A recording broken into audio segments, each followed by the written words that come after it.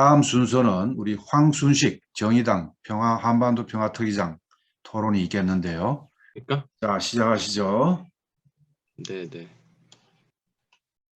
예, 뭐, 그래서 존경하는 선배님들이 많이 계신데, 제가 이렇게 발제를 하게 돼가지고, 많이 좀 긴장도 됩니다만은, 어쨌든 최대한 또 약간의 좀 새로운, 내지는 좀 지금 좀 정치적인이라고 하는 게 사실 제가 보는 좀 국민 여론과 이런 것들 좀 감안해서 어떻게 해야 될지까지 조금 말씀드리도록 하겠습니다. 김정민 박사님 말씀 참 잘 들었고요. 많이 배웠습니다. 뭐 북한의 ICBM 발사 의도를 생각해서 세 가지로 정리를 했습니다.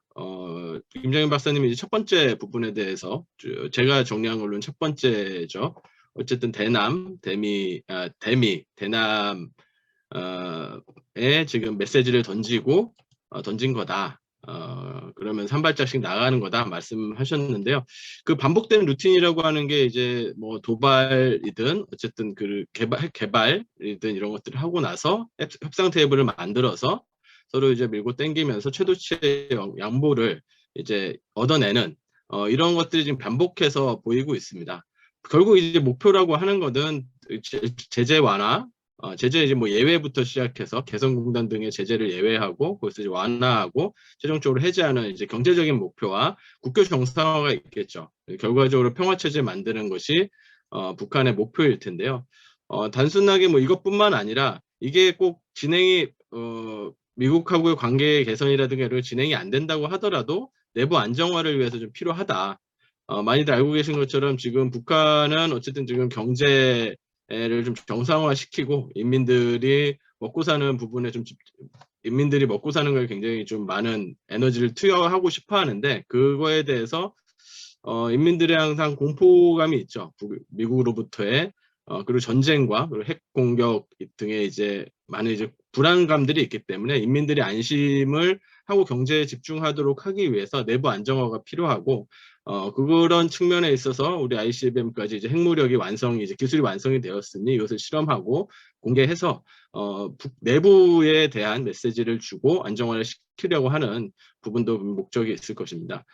그리고 이제 중국, 러시아의 이제 존재감 과시를 해서 결국 이제 미국하고 안 되면은 중국하고 러시아로부터 좀 당당하게 경제적 지원이나 교류를 확대할 수 있도록 하는데도 이것이 의미가 있을 거다. 그래서 한마디로 사실은 전쟁 또는 제재도 지금 어려울 거라고 지금 보이기 때문에 밑줄 본전이다. 북한 입장에서 사실 손해볼 거 없다라고 보이고요. 뭐 원인과 조건은 다 아시는 바와 같이 근본적으로 이제 미국이 계속해서 북한을 무시하고 중국 견제를 위해 선 상태를 계속 하려고 하면서 이제 약속도 안 지키고 이런 부분들이 사실 근본 원인이라고 모두 동의하실 겁니다. 미국 입장에서 이제 주한미군을 유지를 하고 한일 뭐 더 좋다면 이제 한미일 동맹까지 이런 것들을 통해서 대중국을 견제할 수 있는 이제 전략적인 필요성이 있는 거죠. 그런 국가 이익을 위해서 미국은 움직이고 있는 거고 그것을 위해서 지금 이 현상을 계속 유지하는 그러니까 북한이 큰 이제 소위 미국 입장에서의 사고 안 치면서 그냥 이 상태를 계속 유지하는 것이 미국으로서는 가장 국익에 부합한다라고 미국의 주류들은 생각을 하고 있을 것이고요. 또 문재인 정부도 좀 비판하고 넘어가지 않을 수가 없습니다. 약속을 지키지 못했고, 그러니까 문재인 정부만이라도 신뢰할 수 있으면은, 그러니까 지난 이제 한국 남한 정부만 하더라도 신뢰할 수 있으면은 또 북한이 좀 고민을 할 수도 있겠지만은 약속을 지키지 못했고, 그리고 또 한일 관계도 중요하다고 생각하는데 사실 싱가포르 회담 이후에 이제 그 하노이 회담이 제대로 안 된 부분은 이제 일본이 적극적으로 미국을 설득하고 이대로 하면 안 된다라고 하는 것들이 굉장히 크게 작용했다. 이것은 또 한일 관계도 있겠죠. 그런 여러 가지 이제 외교적인 좀 무능함들이 있었고요. 그리고 군비 증강하고 군사훈련을 계속 했고요. 이런 것들을 봤을 때, 결국 문재인 정부에 참 어떻게 보면 오늘도 이제 4.27이 이제 4년 정도 됐잖아요, 벌써. 그 4년 전만 해도 참 많은 이제 국민들이 기대에 부풀었었는데, 참 지금 4년이 지나서 다시 ICBM이 지금 날아다니고 이런 상황 보면서 참 참담한 마음 다들 공유하실 것 같습니다. 그리고 또한 지금 시점적으로 이제 북한 입장에서는 아주 좋은 시점이라고도 생각할 수 있었을 것 같습니다. 미국이 지금 우크라이나 전쟁이 어쨌든 지금 터졌기 때문에 미국도 함부로 지금 두 개의 전선을 치거나 지금 북한을 크게 신경 쓰기 좀 어려운 어떻게 보면 좀 양보를 얻어내기 좋은 시점이 아닌가 이렇게 북한이 좀 판단했을 거라는 생각이 들고요. 남쪽도 정권이 교체기이기 때문에 약간 불안정하죠. 이랬을 때 실제로 이제 그 윤석열 당선인이 어떻게 할지 한번 북한 정부에서는 좀 간보기에도 좋은 그런 시점이 아닌가라고 생각을 합니다. 근데 이제 중요한 부분은 이제 지금 이런 루틴들이 계속해서 돌아갔고 결국은 이제 조미 관계, 북한하고 이제 미국하고 관계가 핵심이었다라고 생각을 했는데 분명히 좀 두 가지 상황이 좀 변화했다라고 저는 생각을 합니다. 첫 번째 크게 변한 거는요. 대한민국이 굉장히 성장을 했습니다. 경제력 10위, 군사력 6위, 그리고 이제 뭐 문화적으로도 BTS를 통해 가지고 뭐 전 세계적으로 이제 한국의 위상이 굉장히 올라갔고요. 코로나 극복하는 과정 속에서도 대한민국 국민이 그래도 우리나라 행정 시스템이 굉장히 뒤처져 있는 줄 알았는데 다른 나라들 보니까 별거 없구나라고 하는 이제 국민들의 자부심, 촛불혁명을 통해서 어쨌든 그 정권을 바꿨던 그런 것들이 이제 국민들의 지금 상당히 높은 자부심으로 가고 있고요. 미국 입장에서도 대한민국을 무시할 수 없는 전에 이제 작년에 이제 한미 회담하고 왔을 때 사실 생각보다 굉장히 많은 것들을 미국에서 어떻게 보면은 제시를 했죠. 그래서 더 이상은 이제 미국의 무력이나 힘으로 한국을 이제 무르기에는 한국이 굉장히 많이 컸다. 이게 굉장히 좀 큰 이제 변하기 때문에 결국 1차 키는 윤석열 당선자 지금 한국 정부가 어떻게 하는지 어떤 포지션을 취하는지가 굉장히 중요할 것 같습니다. 좀 긍정적으로 혹시 좀 긍정적인 요인이라고 좀 생각되는 부분도 좀 있는데요. 사실 우파 정부에서 한번 좀 데탕트 하기에는 굉장히 좋은 좀 이렇게 좋은 조건입니다. 당연히 이제 야당의 반발이 적고요. 우파 정부에 있을 때 사실 소위 좌파가 야당인 경우에 좀 반발이 적죠. 그런 것들이 실제로 이제 미국 이제 미중 데탕트도 이제 닉슨 보수 정권에서 했었고 독일 통일도 헬무트 콜 때 했죠. 그런 부분들을 봤을 때 사실 우파 정부가 역으로 정말 이렇게 그 데탕트와 어떤 긴장 완화와 이런 것들을 하기에 좋은 측면들이 좀 있습니다. 당연히 우리나라 대통령이라면 통일 대통령, 평화 대통령 이런 것들에 대한 욕심이 있을 거고요. 하지만 이제 부정적으로 봤을 때는 당연히 이제 다들 걱정을 하시고 뭐 저도 그렇지만은 대선 시기에 굉장히 강경하게 발언을 했었고요. 뭐 또 어떻게 이제 잠깐 뭐 어떻게 행동을 하든지 이것이 잘 안 됐을 때 특히 좀 북한하고 어떤 대화를 하거나 이런 식으로 혹시나 추진을 했다가 잘 안 됐을 때 이제 기존에 했던 이미지도 이제 타격이 있고 전국 주도권에도 타격이 있다. 그리고 또 정치 경험이 부족한 부분들 이런 부분들이 굉장히 좀 걱정이 많이 되는 부분입니다. 또 두 번째로 변화된 상황으로는 국제적으로 봤을 때 사실 중국이 부상을 하고 있고 미국이 약화되고 있다라고 하는 것 이것이 이제 미국이 예전에 패권국으로 했을 때 이제 약한 국가들에게 보여줬던 것들을 생각해 보면은 뭐 미국 고소하다라고 생각을 하는 분들도 있을 수도 있겠지만 이게 굉장히 국제 정세에 불안감을 많이 주고 있습니다. 사실 뭐 전에 이제 중동 문제에서도 거기 오랫동안 기자를 했던 선배랑 만나서 이야기를 하면서 요즘 중동이 왜 이렇게 그것도 한 7, 8년 전이었던 것 같습니다. 그때 IS 부상하고 이랬을 때 왜 이렇게 왜 이렇게 중동이 시끄럽고 이게 시끄럽냐가 아니라 이렇게 전쟁과 이렇게 불안해졌냐라고 했더니 한마디로 딱 얘기를 하는 게 미국이 돈이 없어서 그렇다 이렇게 얘기를 하더라고요.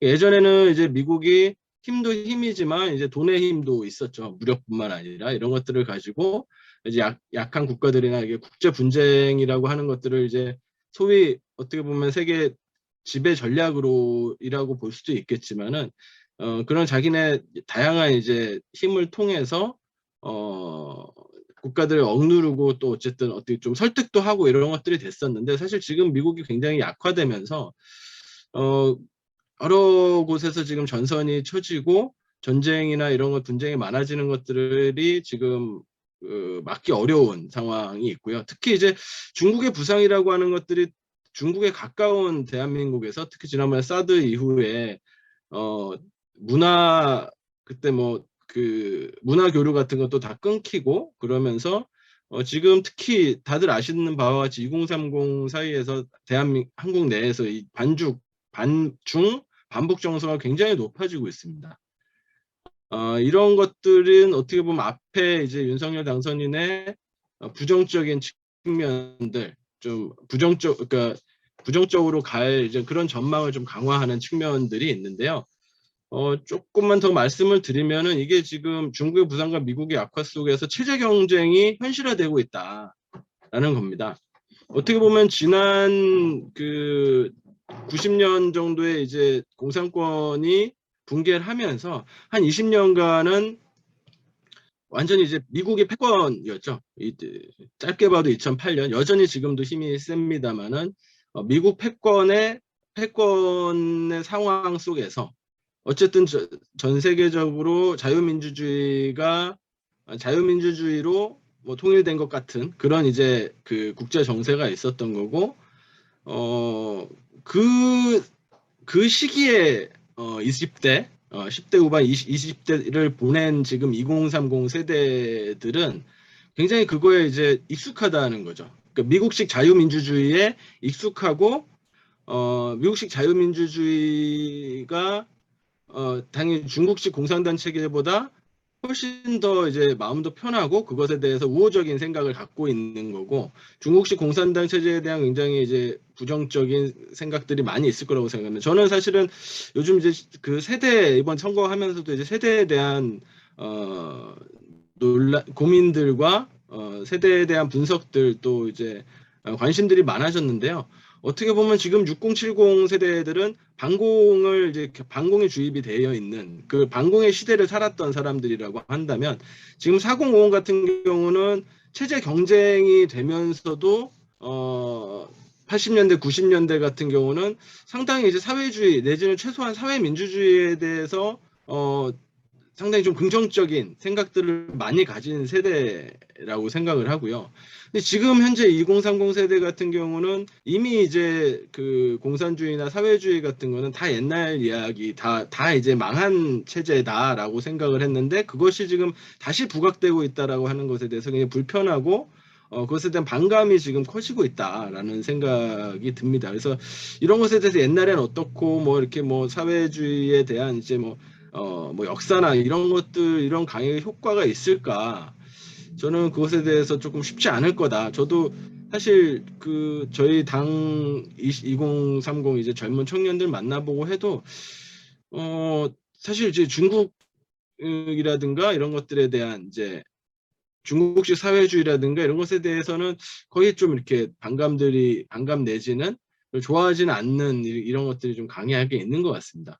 그리고 특히 이제 지금 2030 세대는 미국 패권 속에서 중국 특수를 통해 가지고 그러니까 안미경중이라고 하죠. 이 시대를 살면서 사실 어떻게 보면은 남한이 굉장히 좀 안정적이면서도 굉장히 이제 선진국으로 나아가는 이게 개발도상국에서 선진국을 나아가는 그런 시대를 살아왔고요. 특히 이제 반권위주의 의식이 굉장히 강하죠. 좀 개인주의라고도 할 수 있지만 반권위주의 의식이 굉장히 강하기 때문에 이 미국식 자유주의와 중국식의 공산당 체제가 경쟁하는 걸로 보이고 이것에 대해서는 우리 전자에 아무래도 호감을 많이 가지고 중국식 공산당 체제에 대한 이제 반대 이런 것들이 결국 이제 반북 정서랑도 다 연결되어 있는 게 아닌가라고 생각을 합니다.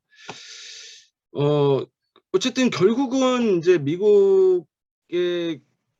미국한테 키가 있겠죠. 결국은 미국이 이 지금 ICBM 발사에 대해서 어떻게 대응할 것인가가 관건인데요.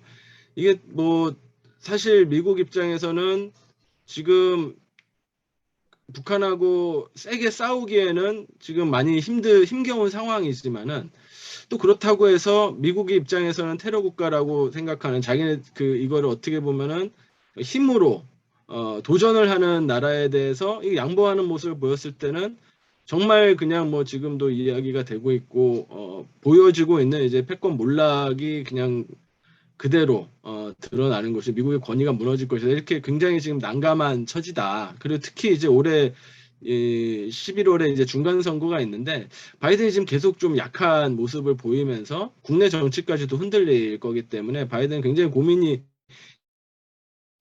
깊을 것 같습니다. 그래서 웬만하면은 어떻게 보면은 북한하고 잘 해보고 싶을 거라는 생각도 드는데요. 그냥 할 수는 없겠죠. 그러면은 이제 북한은 도대체 미국한테 무엇을 줄 수 있을 것인가? 이것이 이제 결국 협상의 관건이 되지 않을까 생각을 하고요. 그리고 핵 동결하고 불능하고 뭐 이런 부분들도 있겠지만 핵 신고라든지 검증이라든지 어쨌든 작은 선물을 통해서 서로 그 의미들을 크게 만들면서 생각을 하고요. 어, 사실 이렇게 협상이 되면은 정말 좋을 거라고 생각을 하지만은 어찌 보면은 이제 미국이 힘에 부치고 북한도 기대가 어떻게 보면은 좀 낮다라는 생각도 들고요. 미국도 뭐 어쩔 수 없겠구나. 앞으로 장기적으로는 중국하고의 어느 정도의 관계 릴레이션을 긴장된 속에서도 릴레이션을 가지면서 그냥 독자적으로 생존해야 되겠다. 이렇게 북한에서 지금 생각을 하고 있고 그런 이제 방향들에 대해서 많이 좀 보이고 있습니다. 그래서 미국하고의 이제 평화 체제를 해서 미국을 통해서 경제로도 이제 경제 활로를 뚫겠다라고 하는 것에 대한 어느 정도의 좀 약간의 포기 내지는 그럼에도 불구하고 우리의 자력갱생을 하겠다라고 하는 모습들을 많이 보이고 있는데요. 그런 그냥 방향으로 계속 가고 갔을 때는 사실 큰 변화 없이 서로 이제 말폭탄은 날리겠지만 상호 좀 무시하고 갈 수도 있겠다. 이랬을 때 사실 별로 좋지는 않을 것 같습니다. 왜냐하면 이렇게 됐을 때 계속 그냥 지금 체제가 계속 유지가 된다는 것이고 결국은 북은 이제 중국하고 가까워지고 남은 이제 미국하고 붙어 있는 이런 시스템으로 계속 지속이 되는 거는 절대 이제 한반도 평화와 통일을 위해서 좋지 않다라고 생각이 들고요. 그래서 이제 뭔가 좀 협상이 이루어지고 개선이 되기를 바라는데 그거에서 지금 우리는 좀 어떤 방식으로 이 사회를 좀 지금 국제 체제를 바라봐야 될 것인가, 그리고 그는 무엇을 해야 될 것인가를 좀 생각을 해보면은 지금 양극화가 되고 이제 뭐 중국 내지는 중러와 이제 미국의 패권 경쟁 체제다, 그리고 신냉전이다 이런 얘기가 많이 나오고 있는데요. 사실 저는 오히려 앞으로 당분간은 이제 미국의 유일 패권이 약화되면서 춘추전국 시대로 갈 가능성이 높지 않을까라고 좀 생각을 합니다. 그것이 이제 중국이나 러시아도 있지만 러시아하고 중국하고도 그렇게 딱 하나로 묶인다라고 볼 수도 없을 것이고요. 그리고 뭐 EU도 있고 또 인도도 있고 이런 이제 다른 나라들로 봐서도 그렇지만은 앞으로의 이제 싸움이라고 하는 거는 종합적인 국력 싸움이 될 거라고 생각을 합니다. 그러니까 소위 이제 경제력하고 군사력으로 생성되는 이제 힘이라고 하는 국력만이 좀 보일 수도 있겠지만 그것뿐만 아니라 사실 정치력도 굉장히 중요하고요. 명분과 외교력이겠죠. 외교하는 기술이라고 하는 건 사실 대단하거든요. 그게 정말 뭐 아다르고 어다른 거고 외교에 있어서는 누구를 먼저 만나느냐 이런 아주 작은 것들이 큰 결과치를 많이 바꿔내기 때문에 정치력이라고 하는 것도 굉장히 중요하고요. 또 문화적 영향력도 굉장히 중요합니다. 그 국가가 갖고 있는 호감도 그러니까 문화적인 영향력 어쨌든 그 설득력, 호감도 이런 것들이 또 굉장히 중요하기 때문에 이 국력 앞으로의 세계 체제에서 이제 거의 춘추전국 시대 같은 상황들이 좀 지속이 되면서 다양한 힘, 정치력, 문화적 영향력 이런 것들을 서로 상호 경쟁하는 그 속에서 우리 대한민국이 어떠한 국가로서 포지셔닝을 할 것인가 이런 것에 대한 국민적인 합의가 좀 필요하지 않나. 지금까지는 한반도 통일과 남북 통일과 어, 그 그렇죠. 남북 통일을 중심으로 하는 남북 통일 좀 민족주의적인 어, 관점과 또 이제 미국의 합의 파트너로서 그러니까 민족주의적이고 자주적인 정치를 해야 된다라는 것과 또 반면으로 이제 미국의 이제 종속된 시스템 속에서의 이제 경쟁이었다고 한다면은 전 앞으로 좀 그 국가 목표에 대해서 좀 큰 이제 담론전이 좀 필요하다라고 생각을 하는데요. 지금 평화를 만드는 좀 선도 국가가 될 것인가? 아까 이제 춘추 전국시라고 했을 때 한국이 정말 이제 좀 그 영향력 있고 또 좋은 이제 선도국가, 선진국, 신흥 선진국으로서 평화를 만드는 국가가 될 것인가? 아니면 그냥 여전히 두려움과 불안에 지배되면서 미국의 합의 파트너로서 그냥 현상 위주에만 극복할 것인가? 좀 이렇게 좀 담론을 던져야 될 것이 아닐까라는 생각을 합니다. 그래서 사실 반미 투쟁이라고 하는 것들이 저는 뭐 역사적으로 충분히 그려왔고 그것이 필요했다라고 생각을 하지만 아까 이제 미국이 지금 약화되고 있는 이 상황에서 단순히 이제 반미 투쟁이라고 했을 때 지금 젊은 세대들의 동의를 얻어낼 수 있을 것인가 뭐 이런 부분에 대한 좀 퀘스천이 있고요. 따라서 이제 대한민국이 더 이상 이제 그 미국이든 중국이든 눈치 보지 않고 당당한 신뢰 외교를 하면서 평화를 만드는 국가로 가자. 좀 이런 담론을 새롭게 좀 진보 진영에서 만들고 좀 국민들을 설득해 나가야 되지 않을까. 그것에 이제 반대가 되는 것이 친미고, 친미 내지는 미국의 하위 파트너로서 그냥 미국만 믿고 하는 그런 이제 국가 외교 전략이라고 하는 것은 옳지 않다. 이런 것들에 대한 좀 담론전이 앞으로 굉장히 중요하지 않을까라고 생각을 합니다. 네, 이상으로 마치도록 하겠습니다. 네.